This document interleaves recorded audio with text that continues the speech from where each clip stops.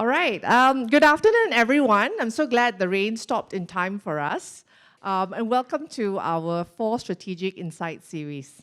We are very excited to kickstart this year, and I'm very grateful to see so many familiar and new faces here today. So definitely come and say hello after this. We started our Strategic Insights last year and explored lots of top-of-mind topics for business leaders across Asia, around employee productivity, this whole AI conversation, and certainly an ongoing evolving trends of hybrid work. Now, before we start, let me pass the time over to Jensen to introduce our key sponsors for this event. And hello, everyone. It's me again. And I would like to introduce our 4 very special sponsors who help support our event. First, I am very pleased to introduce our first sponsor, Luxspace, a workplace lighting specialist that creates experiential lighting ambience that greeted our in-person guests when you walked into the entrance earlier. Their lighting portfolio covers architecture, acoustics, and decorative lighting, many of which you can also experience here. Many of the lights you see around you, especially the ones you see on the tables, were provided especially by them. And by engaging stakeholders early in the design phase, customization is key from conceptualization to realization. Luxspace prides their meticulous attention to detail with a focus on sustainability. They deliver lighting solutions without compromising on efficiency, quality, and cost. Our next sponsor, APT Atelier, is a custom millwork specialist. This incredible stage backdrop was constructed by them. As joinery specialists, they take pride in challenging the status quo, reinventing carpentry processes to create functional yet seamless aesthetics that reflect the client's individuality. Specializing in transforming spaces into constructive living areas through innovative storage and design, they are strong believers that quality design encompasses not only the visuals, but effective user experience and sustainability. And again, I hope you are all seated very comfortably thanks to our next sponsor, Made and Make. And it's a huge shout out to them as well to help set up this amazing looking setup of furniture that we have here in the front. They provide a diverse variety of furniture around us today, from the waiting area at the reception to the collaboration spaces throughout Wiser's office. Their range of products are sourced from international brands and designers and used to craft unique and personalized environments for both residential and commercial spaces. Their collection is housed within 3 showrooms around Singapore, providing furniture, lighting, and complementary items that reflect contemporary design trends. And last but not least, thank you, Jeb Group, for your support. For over 30 years, they have been a global leader and partner in high-performance office partitions, built-in and bespoke furniture, and sustainable office solutions. The modular walls of Wiser's commune multipurpose meeting room has been so well received. It is soundproof when closed and converts into an expansive event area when opened. Their scope of scalable services prioritizes 3 qualities: flexibility, versatility, and wellness. Their expertise lies in delivering end-to-end services from concept, design, development, prototyping, production, and fit-out installation. Please reach out to Jackie and Lynette at the Jet booth that you can see back there when you're having your refreshments. They will be running a short demonstration of the operable walls after the seminar as well. And thank you all for your time. I would like to pass it back to Narita. Thank you, Jensen. And once again, let's put our hands together. Big thank you to our key sponsors for partnering with us for this event. In all our projects, I think that's how we need to work with each other to realize what we see and experience here today. We also want to say a very big thank you for Wise for hosting our in-person guest in their amazing office right here in PLQ. Located in the prime development here in Singapore. And to our online audiences, thank you so much for tuning in from wherever you are around today, around the world. I think we've got over 200 registrations and participations. We're really excited that you've made the time to be with us here. I am Narita Chia, CEO of Paperspace Asia, and your moderator for today's seminar. At Paperspace, we design workplaces strategically. This means thoroughly understanding your business needs by way of a discovery process that layers our years of Asia-based design experience to arrive at a timely office-based solution that facilitates creativity, collaboration, and cooperation. And when we get this right, this is how your organization can achieve better business performance, retain your top talent, and elevate your brand experience. So let's get started. For the next hour, we'll be going through 3 key topics, addressing top-of-mind concerns for C-suites in the current economic climate. I don't know, with the series of concerts we're seeing in Singapore, I'm not sure if there's a recession happening here. And the second one, it will be around how do we enable then the benefits of workplace strategy, and closing off with key insights and Q&A. Now, as we sort of start the sessions, I'd like to encourage you to scan the QR code that's here on the screen and send us questions as we go during the session, and we will try to answer them towards the end. And if you have any preference of who you'd like to attention these questions to, please feel free to do that. All right, so without further ado, we've got this very exciting guest panel with us here today. I'd like to start off by introducing Derek Wong. Thank you, Derek, for joining us. Derek is the Director and Head of Asia Pacific Real Estate and Workplace at LinkedIn. He has 2 decades of experience in customer and workplace experience, starting his career at Changi Airport Group, where he was tasked to elevate the experience of 5 million travelers daily. Well, no wonder then he changed to the technology sector. Right, and from there, he then continued his career at Google, Twitter, and currently now at LinkedIn. Derek's curiosity and passion continues to challenge the status quo in the workplace sector. Each time I meet him, there's always something new. He's always pushing boundaries because that's just the way he's made up. So thank you, Derek, for being with us here today. Next, we have Ed. Ian apologizes he's not able to be here. He's been ill. He's taken ill, and we're so grateful for Ed, who is so timely be able to now represent his perspective as well. CEO of Music Consultancy. He has been in the technology industry for 45 years.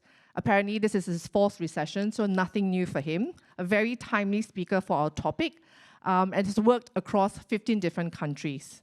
He's lived in Singapore throughout the 90s, taking on the role of VP in both SAP and IBM. Throughout his life, Ed has specialized in the role of revenue generation. Again, a very timely topic.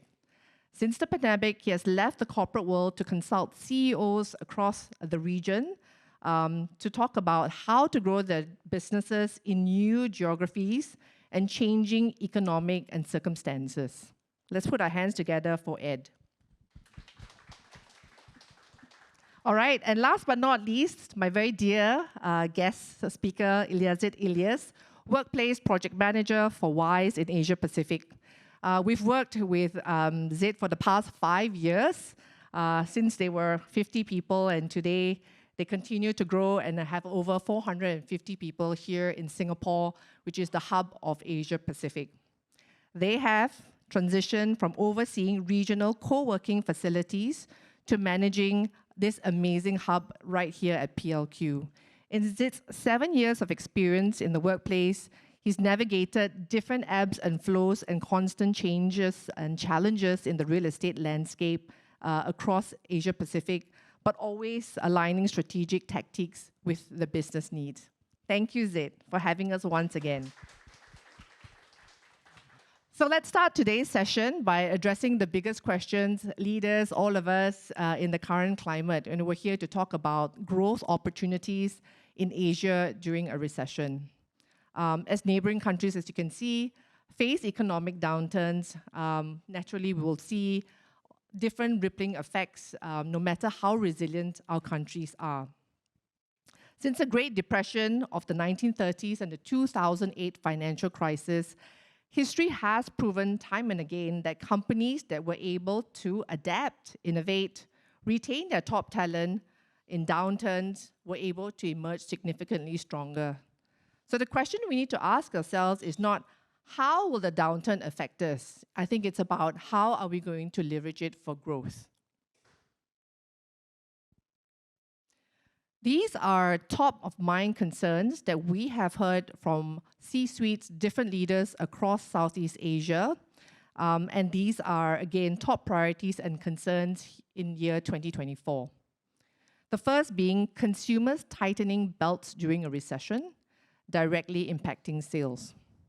Number two, how do we elevate employee value alongside AI? And thirdly, the hybrid war, culture war continues, and how to, again, make that a success story. So that really sets the frame when you sort of talk to leaders. What is it that they're thinking about on a daily basis as, again, the goalpost continues to change? And these are the three topics now that's going to be pivotal in shaping our business focus of this year. With the threat of recession, managing people, office space has never been even more critical to business performances. And together with our amazing panel today, we really hope to share valuable insights that sees through and helps us understand how do we bring businesses and people together to thrive. All right. And to understand more about our workplace strategy and how it supports organization growth, please download this ebook that expounds on the topics that we're covering today with the QR code in front of you. So without further ado, let's focus on the first topic of the day. The recession is now a tangible concern. Shrinking consumer confidence, reduced demands, traditional sales tactics that no longer work, hiring freeze, the pressure is on. But it also presents an opportunity for us to drive growth amidst uncertainty.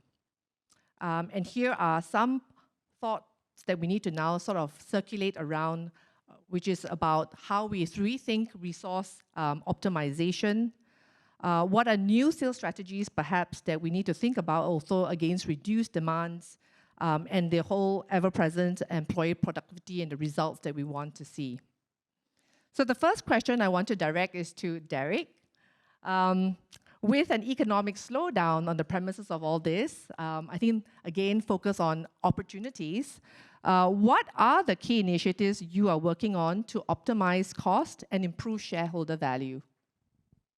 All right, so thanks, Narita. Good afternoon, everyone. I think the age-old question that a lot of business will face is that it's either short-term gains or long-term growth, where if short-term gains are not forthcoming, it's best to invest in longer-term growth. So I think we are fortunate that we are in a region where we are at the forefront of the next wave of growth. All the stats may not be surprising to you, but 3 out of 5 economies come 2030. The biggest in the world will come from Asia, mainly driven by Indonesia, China, India. Even for India, we just got over 8% economic growth. And for linking, we are also in a good position whereby come 2030, once again, almost half of the tertiary graduates from the age of 25 to 34 will be from this part of the world. So that gives us a very good opportunity to really invest in the region, making sure that we can capture the growth. And we have started to do that by understanding how much of a role we can play, especially from a workplace, to help to capture the growth, to help to reach out to the customers, to help to reach out to build the user base. So a lot of initiatives are primed for the future, but it's more customer-centric, if I could use that term, vis-a-vis employee-centric, which we have been doing that for a long time, but now the demand is for the space to be more multi-purpose, more fit for purpose, based on the growth that we want to acquire. Right. So I think what I'm hearing is that, yes, we're going to manage costs, but then again, reinvest on where the opportunities lies and not just remain stagnant is the gist that we're getting there. That's really interesting. And over to you, Ed. So obviously, to avoid stagnation, and that's the engine of just keep moving forward, how can companies leverage technology to reposition themselves for growth during this climate? Well, good afternoon. So I've spent most of my life in tech, and recessions are really good times for people to recognize the value of technology. It forces people to see technology for what it really should be, and that is a facilitator for whatever it is that you're trying to achieve. Now, when we're talking about work, you know, the key amongst CEOs that I spend my time with is communication and communicating with your employees, communicating with your customers.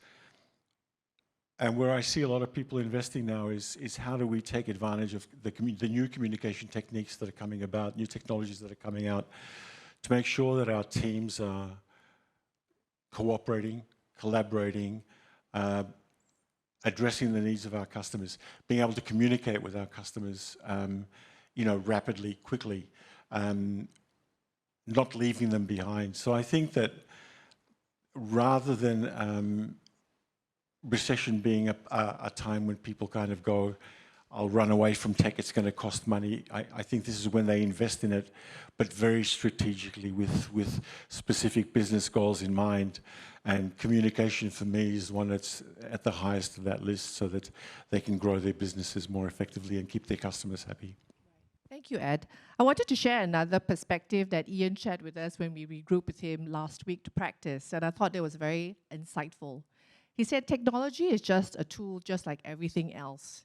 If we want to maintain competitive edge, one of the things Ian shared was that start by looking for problems. And how do you find problems? Look for your customers and understand where their pain is.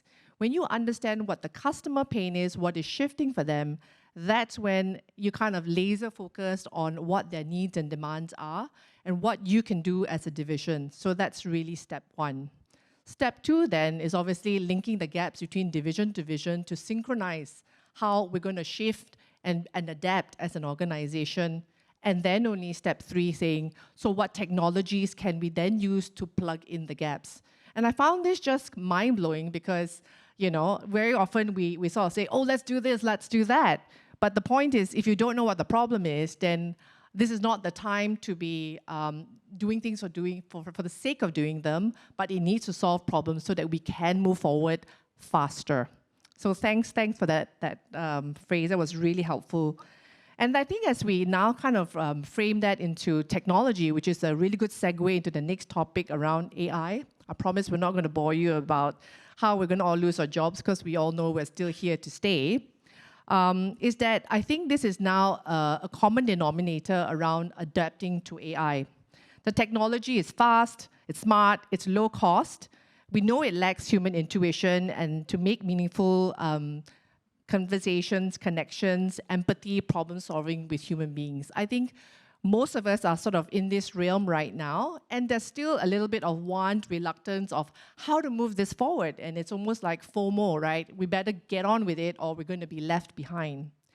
And I think that most of the questions we need to ask ourselves now is how are we going to sort of cultivate the culture of adopting it the right way? Is it top down? Is it bottomed up? Is it, you know, like it's got to have a long-term strategy? Which ones are we going to use? And I think we're just trying to really now get into the weeds of how do we sort of adapt it for businesses like now in the current climate. So back to Derek again. With this, you know, looming conversation and that app you were showing me timely just now, how is AI adoption sort of cascaded?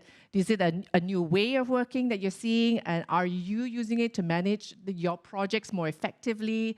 And you know, is it a significant cost if you think about it, workplace for businesses?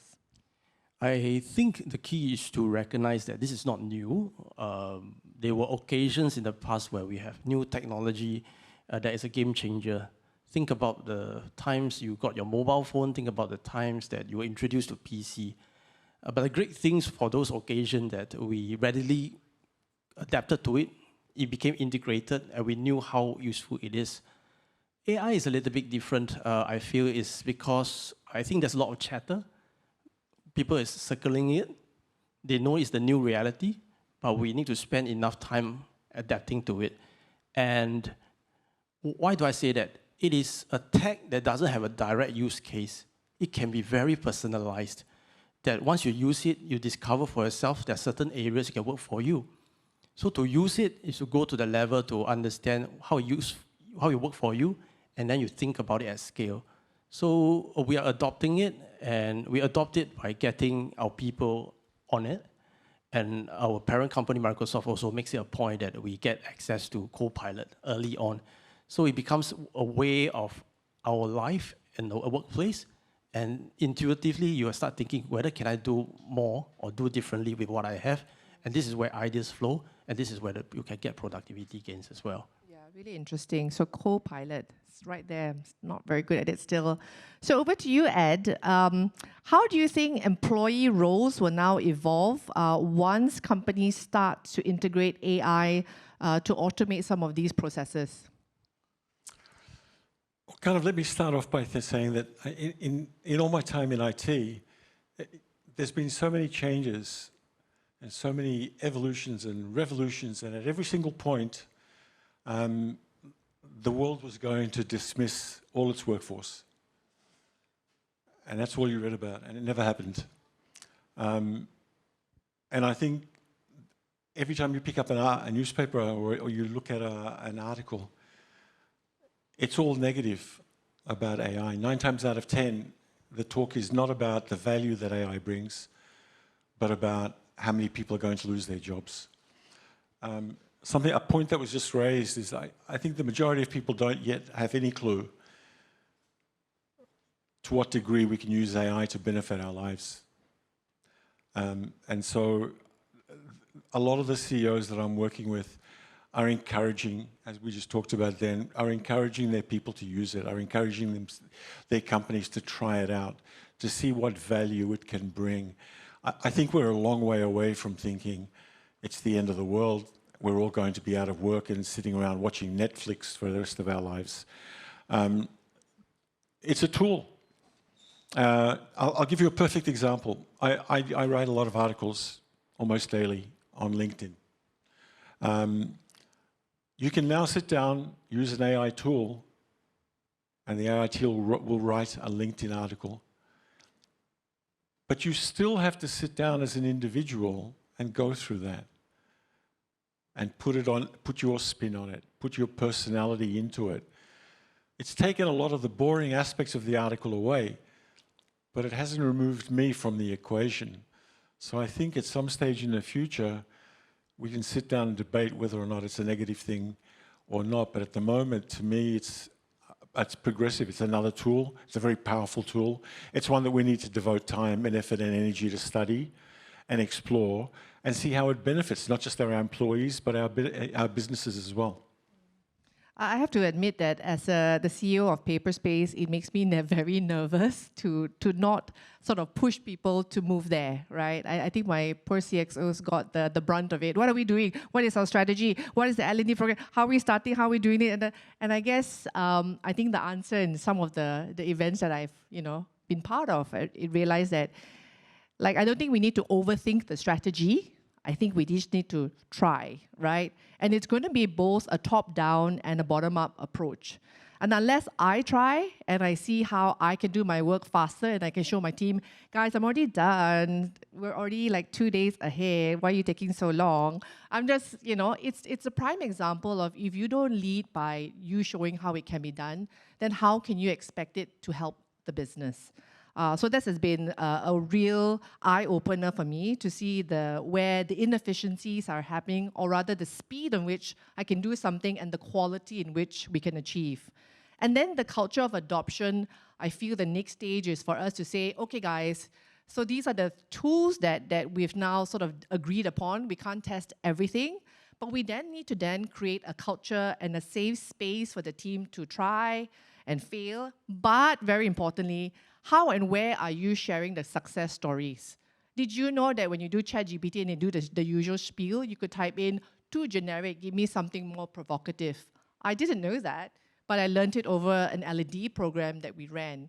So I think it's not going to magically happen. It's taking baby steps and even sharing the baby steps success stories and showing how you're adopting it for even the work that you're doing. So I think that's big in my takeaway in the last 6 months, trying to just thread onto this. Zid, did you want to add anything on this? Your favorite topic? I mean, I guess it's everyone's favorite topic. I mean, AI, I can't imagine how much AI has been creating that buzz across. But like what you said, right, it's all safe, but what action are we taking for it itself? And I think one thing that I want to highlight here is that, you know what, it should be seen as part of your technology toolkit, not as a foreign behemoth that is going to replace your workforce.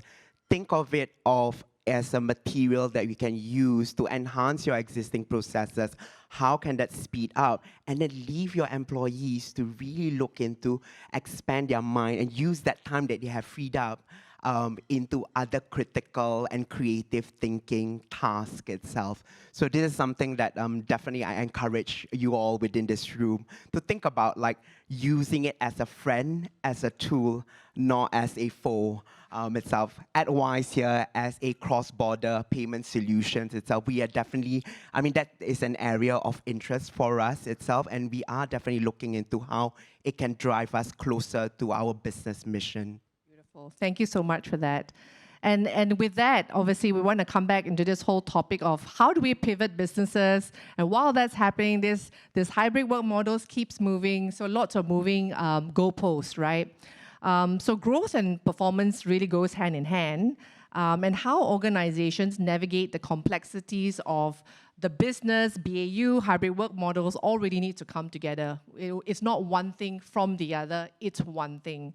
And I think we know that it's been a quiet struggle since we're able to finally come together in a space like that between employees and management, with employees obviously seeking more flexibility, while companies in the current climate, obviously the drive and the priority to maintain the highest level of productivity remains top of mind. Initially, flexible schedules were used as a strategic tool for attracting, retaining top talent. But leaders are now grappling with some critical questions, and these are all from the conversations that we've had. Is there a positive impact on performance with hybrid work at its best? Is this sustainable? What's our current office utilization and the operating costs? Because like it or not, 10-15% of our operating costs goes to this. If the bodies are not in the room, what is this space now meant to do? And again, what are the cost benefits between the work models, the facilities, and are we making the most out of it?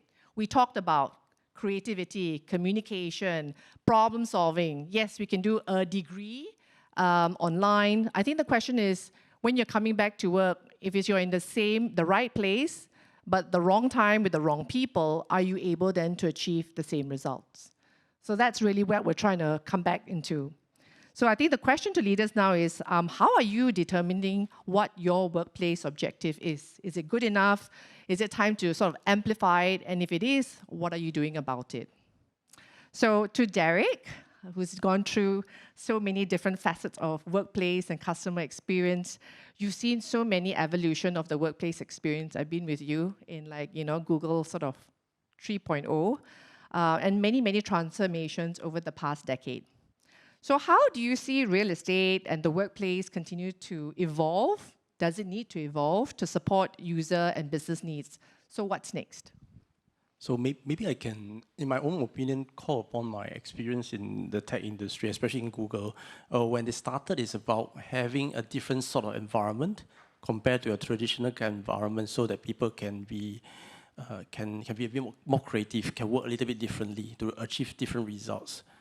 And then slowly we move into what I term as this phase whereby it's about making sure that you can realize your dream in the company. So the whole idea is, does there have to be a work-life divide? No, not necessarily. If you want to be a marathon runner, you come to the office, you get nutrition, you get gym, you get flexible hours, you can still be what you want to be in the workplace. That helps a lot in talent attraction and retention.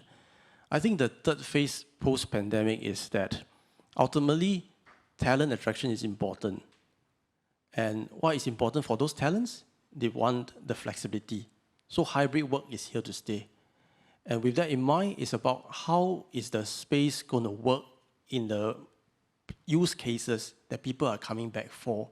You have to be very specific. So if I'm coming back for my social connection, if I'm coming back to run customer events, the whole workplace have to be geared to satisfy those use cases and perhaps leave the other parts of the ecosystem of work, such as home or your Starbucks, for your focus work, and therefore plan accordingly. So Derek, you talked a little bit around this in our earlier conversations, right? You said that the workplace for employee, we're already done with that.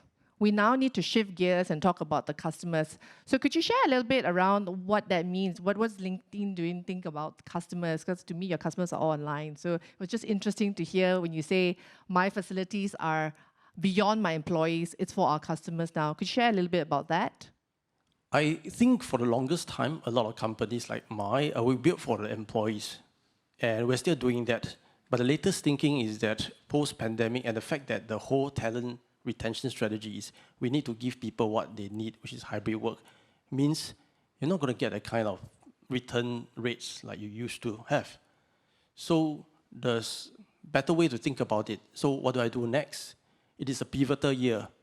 There's a growth opportunity in front of you. So make sure you have the means to help your people get past the finishing line. And in a lot of cases, get them better engagement with their customers. So on top of building for employees, which we are still doing now, we're now trying to build for customers, building for their use cases, where we have new metrics where we track customer engagement, whether you're happy with the event. So this is one focus area. Would it be fair to say that what we used to be booking spaces outside, maybe it's much more internalized, like maybe a little bit of what we're seeing here today? Is that driving not just a cost impact, but a different brand experience when you bring people into your home? It is. So I think a lot of marketing folks, sales folks will probably find that their budget has been very different. And external options may be a little bit far-fetched. So they start looking internally. And it may work for a lot of people because you have nice spaces internally. You also have good control over a space that you can communicate your branding and your messaging. And so a lot of folks are looking internally on how do I make better use of my existing space to engage clients. And like it or not, we've seen it in some of our clients. When the clients are in, well, the user group has to be there, and there's a certain sort of energy that then happens. Thanks, Derek. That was so insightful. And the next question to Zid, you've been managing this space when you signed the lease in 2020. Could it not be more timely, right? So we're seeing trends, layoffs, certain companies using the opportunity to shift away from the flexibility, etc. I think the question for you is that whether is hybrid work here to stay, and does it need to evolve? Because now the question is around satisfaction, performance, and new ideas. What are you thinking around those points? Well, firstly, how many of us in this room are tired and done with the term hybrid working? Can I see a few hands up? I think firstly, right, given that we have been grappling with this for the last 4 years, maybe let's put it's signaling its demise itself. I think what we need to transition is to look into the new frontier of ways of working for your organization itself. And that can mean a lot of different things, but most importantly, going back into the core values of your business and really identifying what workplace means to you. And the reality is that, of course, 4 years in the making that we have been grappling with it, we also understand there's no real substitute of being in office, having that, interactions, stimulating creativity against like your different colleagues. Basically, those water cooler conversations are very hard to happen over Zoom or over other methods of technology itself. So there is still a place itself. But however, we need to remind ourselves also, again, going back to retaining talent, is about creating that flexible way of working. Here in WISE, we still hold that to a great value because the reality is that people have lives. Your employees, their shift in terms of prioritization also have changed over the years. And it's important for us to keep that in mind also. But of course, navigating that, being more intentional in terms of how we are designing our spaces for what user personas and how different user personas can converge within the office, and of course, driving us closer with agility and speed to the business-wise mission. Right. So you talk about user personas. That's interesting, right? Because now the workplace is not this one thing. We've got divisions, we've got demographics, we've got personalities. Now we have to go back to the individual. So how are you sort of making the experience, a reality for the individual I or the think personas rather? Yeah, I think for us also itself, what we have done so far is to streamline in terms of how we are gathering feedback on ground based on like our implementation of the Lisman survey and also together with our Wiser Pulse results. And then this gives us really an indication of what is the pulse on ground. The reason why also we are streamlining that channel is because we want to avoid survey fatigue and really get into the nitty-gritty of how our users of space are doing. And from that's in combination also in terms of identifying different user persona. Again, like the workspace need to be ever evolving and you really need to revisit whether this office space really serve the purpose for your employees and also like what Derek said, right? Your customers itself or your clients. So I think revisiting that and kind of like, mapping out what are the differences and maybe draw that line of similarity itself. And thirdly, it is to really kind of market your office space back to the business as an adaptable, malleable product itself. We can't build office spaces and have it stay archaic for the next 5 years. We really need to revisit in terms of how we can test fit certain spaces, create experimental innovation labs within, so that it becomes this ever-evolving space, right, aligning ourselves to our product itself in WISE. So those are few key pointers that we are always looking into in order to make our workplace relevant.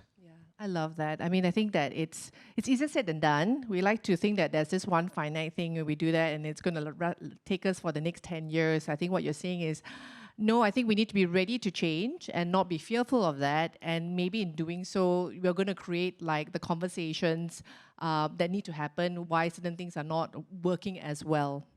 So as we kind of like, try to bring this to a landing and a close, I think in a climate like this, I think a lot of leaders are going to be asking around, okay, I get it, but what are the levers and the measurement of success in anything that we're going to do? We're not just going to put money there and then say, okay, it's going to work. They're going to ask us, right, as leaders, what are we going to measure so that we know that we're on track every step of the way and not the end of the 3 months? We're going to say, after 4 weeks, after 8 weeks, what are we going to see? So to add, and this doesn't have to be workplace-centric, but as you're seeing and we're seeing CEOs where they're investing, people, finances, investments, what are the sort of key levers and measurement of success that you're seeing?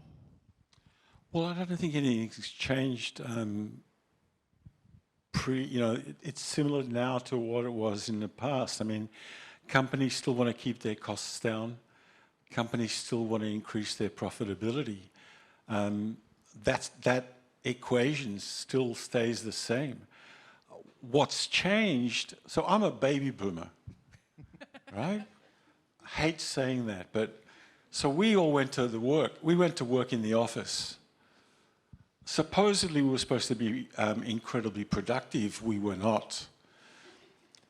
After the pandemic, everybody wanted to go home. They were all going to be productive. They were not. Now they all want to come to, they want to come here. They want to come back to the office. There's always a good middle ground. But there's one important equation in all of this, and that's that it's not just about leaders and employees. The other most important, the very important part of this equation, we don't talk enough about, but these gentlemen did raise, is the customer. So I think that if we take, we have to be thinking about how do we, the customer's going through a similar thing, by the way. So how do we best address the problems that our customers have got? So we can't micromanage our people anymore, right? They're not going to allow it. But they don't want to stay home anymore either, because they're tired of sitting beside their bed in a little corner with the same ugly old lamp beside them, trying to work out what screensaver to use to make it feel a little bit different. They're not being creative, they know it. So coming back together for a certain amount of time where there's collaboration, where there's communication, where there's creativity, makes sense. Because at the end of that pointed spear is a customer who's going through his or her own hell. So I think hybrid's here to stay. And the goal is now how do the extremes of what employees thought they wanted or what leaders thought they wanted meet in the middle so that we address the needs of our customers. So I think that's where the answer is focusing back again, as we did 50 years ago, on our customers. Thank you, Ed. So maybe to Derek or Zid, you obviously have got to say, okay, it's working, okay, we've reduced the cost. What other levers are you now sort of, driving towards to look at success? Yep. So maybe I'll go first. I think based on what we talk about, we are more intentional about what the office can do in certain use cases among all your daily activities at work that we can try to fulfill. So there are metrics to measure that. For example, if you come to the office to get your social connection or to have in-person engagement with the clients, we will look at metrics around that. But there are also other metrics that is looking at customer engagement solely. Like we are more watchful about event engagement. After event, how do people feel? We will have surveys circulated. We will also want to make sure the whole plan, or what we have in mind is actually positioned for growth, long-term strategy as well. So the traditional metrics are there to stay. It gives us one perspective. But I think going forward, there's going to be a greater focus on all these metrics just because the evolution of things. Thank you. I think in my view itself, it's also reframing those metrics because for example, one of it obviously is productivity, right? There's this buzz surrounding how do we measure productivity. I think times have changed itself, and I really want to put a word of caution for those of you having conversation of productivity in your organization itself. Because, I think with hybrid working, part of it has changed. I mean, for certain teams or for certain functions, the reality is that you can measure them through key SLAs or certain defined measures. But maybe perhaps that often exclude things like creative thinking, cross-collaboration, ideation itself. How do you measure that? Those are less tangible itself. So I would highly recommend for all of us here to really visit what productivity means to us, because it seems like there has been that disconnect between management and employees themselves. So those are the things that we need to look at when measuring metrics. But for us at the end of the day also, here in WISE, it's always guided by our customers, right? I think we have this, pillar, customer, team, ego. So putting your customers first is always like the North Star for our organization. And again, like your customer needs will change, will adapt. And how do we as a business kind of fulfill that and bringing us back to the mission, which is to fulfill our customers' needs? Thank you, Zid. So I want to just make sure that we've got time for Q&A. I hope you've got lots of that boiling. Or if not, I think try to just think about some things that have resonated and you will ask a little bit more. Now's a good time.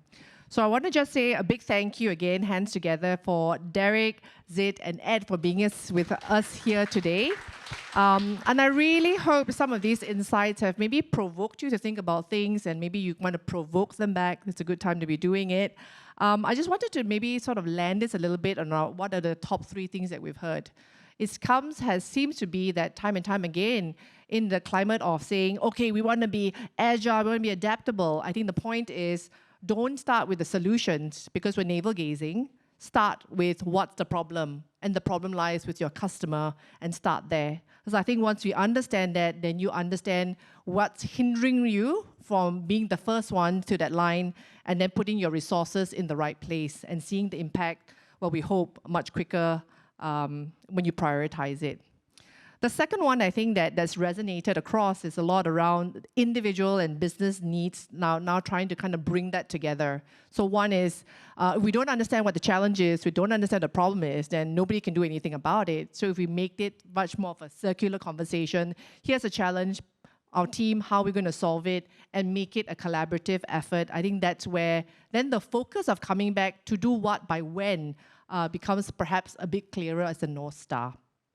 I like the third one, coming back to the environment in which we'll do it. If we agree all that we need to be physically together to do certain activities, how do we create the environment? And this takeaway around the workplace is an experimental product I have not heard ever, but maybe this is the age and era of what's next, right? How do we sort of create environments where the continuous sort of involvement takes place, and it's obviously not going to be a full-time project, but how do you start to ignite or rather optimize what's not working? So I thought there were 3 incredible insights from our speakers today. So as we move on to the Q&A session, perhaps you want to scan the QR code, and maybe Andrea here is going to see if our audiences online have come up with any interesting questions. Oh, they are already. So exciting. Okay, first question, I'll read it out and then I'll decide who to arrow it to, and you can shout out if you want to arrow it to somebody.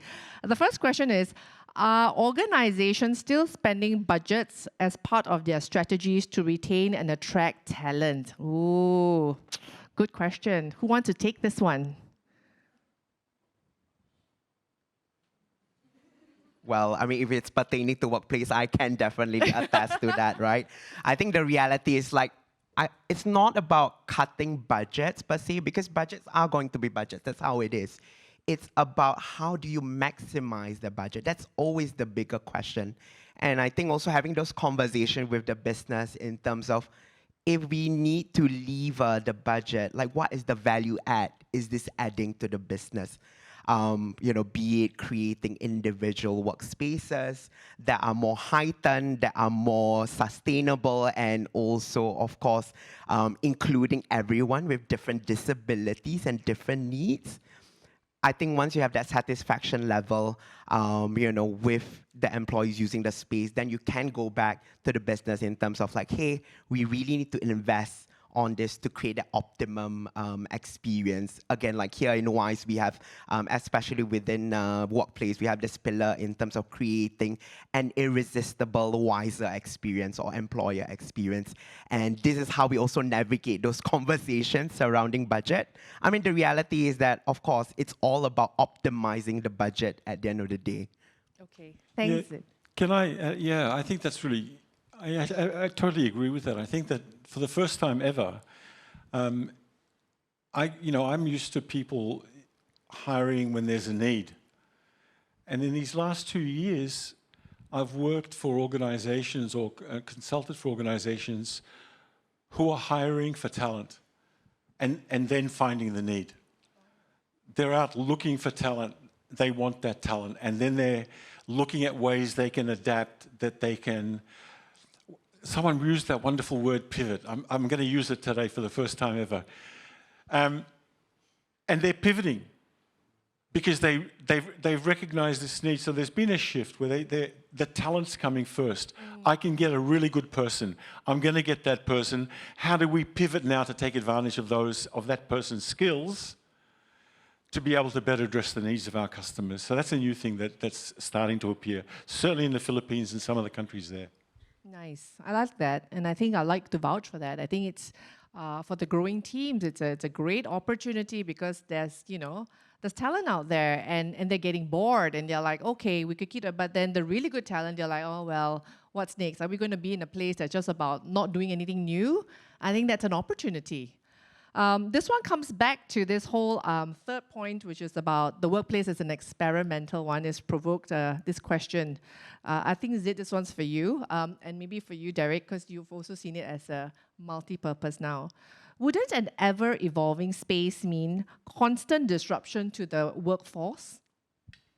I mean, granted, right? Like, who loves change? I think, like, sometimes for some of us, actually, I can speak for most of us, we are creature of comfort myself. So I think it's treading that balance, right? And I know this is a very, like, archaic word, treading the balance. But It is about like seeing, okay, what are the fundamentals of the space need for your business first. Keep that a constant. There's no denying about that. Everyone still needs some form of individual workspace. Everybody needs some form of like a meeting room to conduct those conversations. And same goes with collaboration spaces. Keep that as part of the core of your workplace. But then remember to create those pockets of spaces that could be transitioned into innovative labs. And again, and this is also for small businesses. You don't have to go like, kind of big on it. You can test run in terms of this particular partition, unit. So would that work? And then maybe get on-ground feedback. And the reality is some of these experiments wouldn't work itself. And I think it's just making sure that you allow that to happen in your workspaces and then bringing along your employees into that journey. That's important to itself. And again, like I believe I discussed this with Narita before, it's also an opportunity for you to gamify it, so that your employees look forward when they come into a space, oh, there's something new.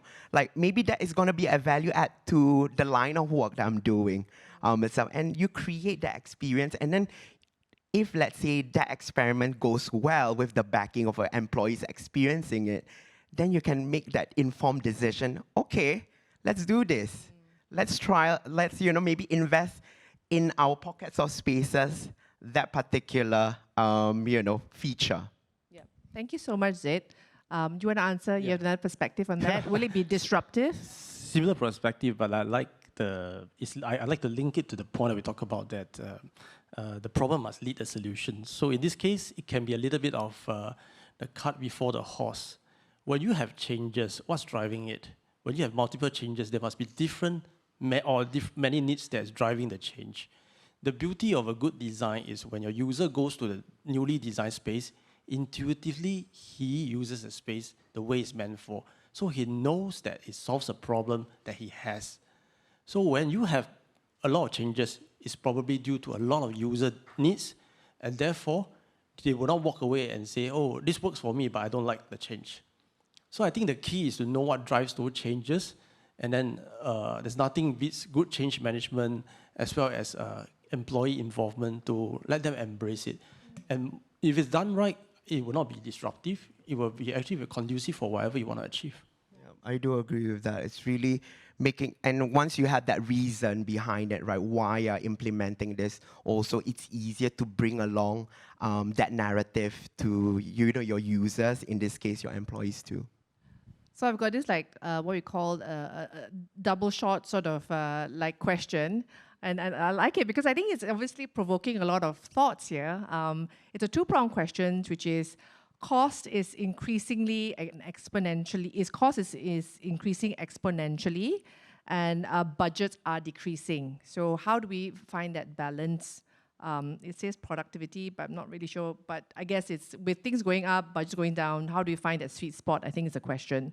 And then to that, technologies are moving so fast. How do you keep up when implementing it takes so very long? Derek? Okay, let me try. I think this is your everyday. Is it? I think one of the starting points that I made is that if you give a business the road ahead, it's either short-term gain or long-term goal. It cannot remain stagnant. So against the backdrop of rising costs as well as for profitability, they have to choose a path. So I think it's inevitable, but it doesn't mean that they have to stand still. And I think for technology, like what we talk about, it could be ground up or bottoms up or top down. And one of the things that we love is that when folks come back to the office, they come back to fulfill the use case of social connectivity, but they also increasingly see coming back as a way for them to pick up new skills. And a lot of employers recognize that you have a lot of disruption.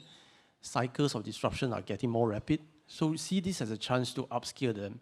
Can a place be a social hub and a learning hub? And we have a lot of moments where people will have their own session sharing, hey, I learned something new. This is something you'd like to adopt. And when you set them free and they try the new technology or try something different, they will have their own ideas. And you convene to build onto the ideas and have a more purposeful outcome. Beautiful.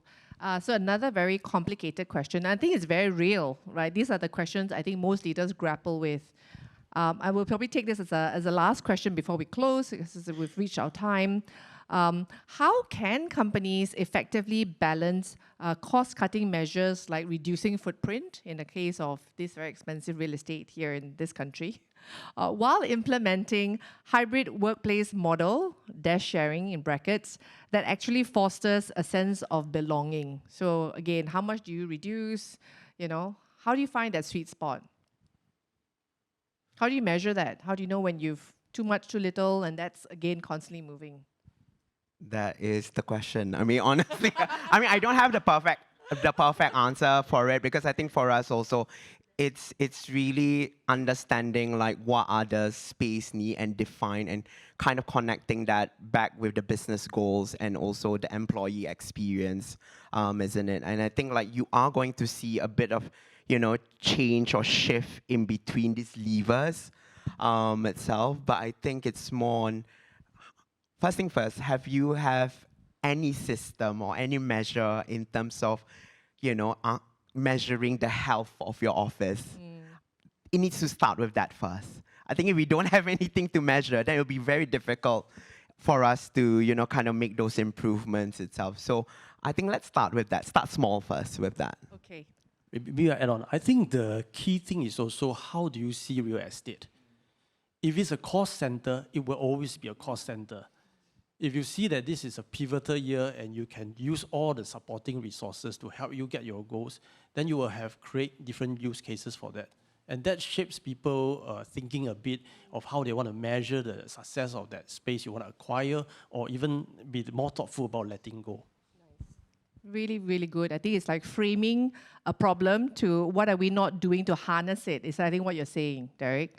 Any last words, Ed? Words of wisdom from the boomer.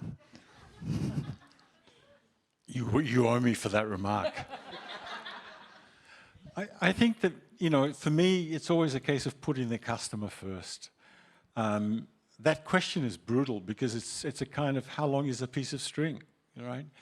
The customer's needs are changing. You know, all of this is, we're talking about us. But out there is someone else, and we're serving that someone else who's going through what we're going through right now. They're talking about the same things. And it's understanding what they're going through. It's adapting to that and providing solutions. And then along the way, you're going to make decisions that are going to impact how much office space, what type of office space, what sort of technology. And underpinning all of that is the fact that you have to make X amount of profit. You have to keep your costs at a certain level. The trick is really that, you know, experience, and, you know, and sometimes the experience isn't there. Sometimes you do take a gamble. But I think it comes down to really listening to the customer and pivoting appropriately, and then deciding whether or not I know it's the second time I've used that word. And then deciding whether or not you're going to address that particular customer's specific needs, and then what tools do I need to do that? And then hopefully you made the right decision if the right people. And that comes down to, actually, I know this sounds a bit crazy, but that comes down to a bunch of people sitting in the right environment that gets them to think creatively, so they can collaborate and hopefully make a better decision than one person sitting in one place and another person sitting in another. Really good one to close. So I think with that, I hope you've gained a lot. I think for the audiences with us here live, we can continue the Q&A if you like. But I think for the audiences online, there's so many of you, we want to just say a big thank you again for being with us here today in our 4 Strategic Insights series. I'd like to close and just to say, so what's next? We've got so much excitement, feedback from these sessions. So it's become a constant now for us. And our next event will now be held in Bangkok, most likely in a project that just won the Asia Pacific Awards. So that we'll be holding that in Bangkok on the 30th of June. So mark your calendars now. We'll see you there. It's a fun city. And do follow us on social media, at Paperspace Asia, on all platforms. And finally, do book a meeting to talk to any one of us if you're interested in anything that you've heard today. So with that, a big thank you to everyone for today. All right. Okay, so we're going to sign off our audiences online by the AVs cut them off, but we're still here. We can still take a couple of questions if you have burning questions, and we'll pass the mic over to you. I can see some fidgety bodies. No? Oh, here, Hardeep, get the mic. Shout out.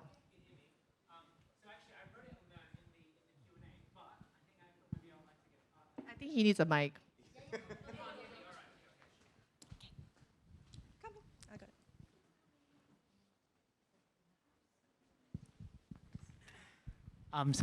My question actually is something that was mentioned before about thinking long term rather than just being stuck in the short term. So I think one of the questions I have, and maybe people here that work in smaller companies or are running a company, what is a way that any of you up there on the panel sort of think about how are you able to convince leadership of the organization to not just think short term and cut costs, but actually think long term and think about what are the strategic investments that will get you ready for when things inevitably pick back up. So what advice could you give for somebody that might be trying to encourage leadership to think long term and not stay stuck in short? Ed? Wow. That's a really good question. I don't think first of all, I don't think it's a question of one or the other. I think you have to think short term. Your bottom line demands that, right? But you're also forced to think long term because you've got a plan. Things are changing all the time. Again, that's one of those, pieces, how long is a piece of string? I don't think there's any one answer to it. Your best hope is that you have leaders that are open.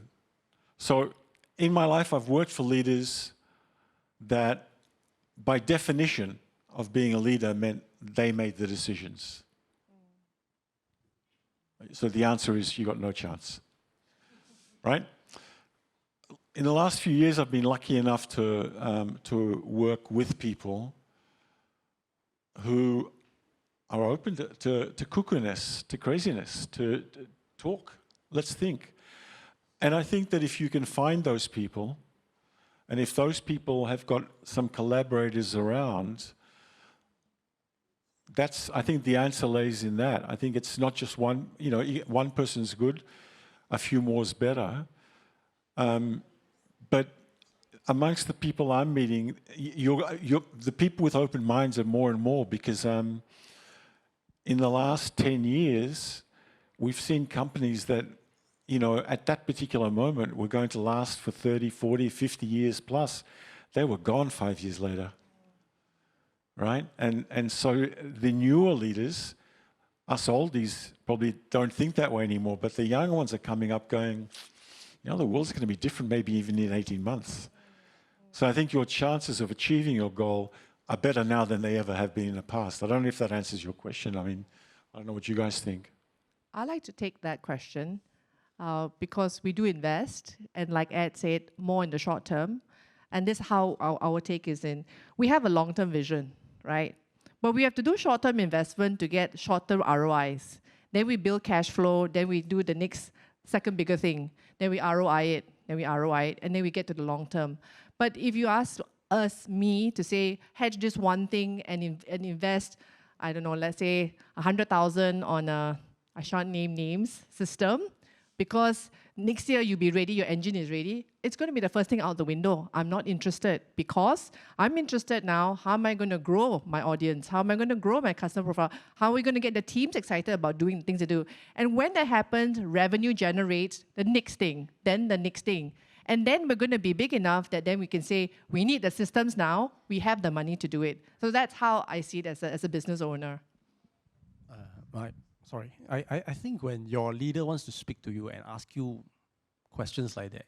He's thinking about long-term and short-term for his problem. So I'm in no illusion to think that CRE is at the forefront. We are a supporting function just like your HR legal, and that means what is he trying to achieve as a business strategy for revenue? And therefore the pitching has to take a different form. It shouldn't be, if we don't take it for long term, we'll lose it. But what does it mean for him if you lose the space? Ultimately, he makes the final judgment, but I think at least he makes a judgment from interest of the business point of view.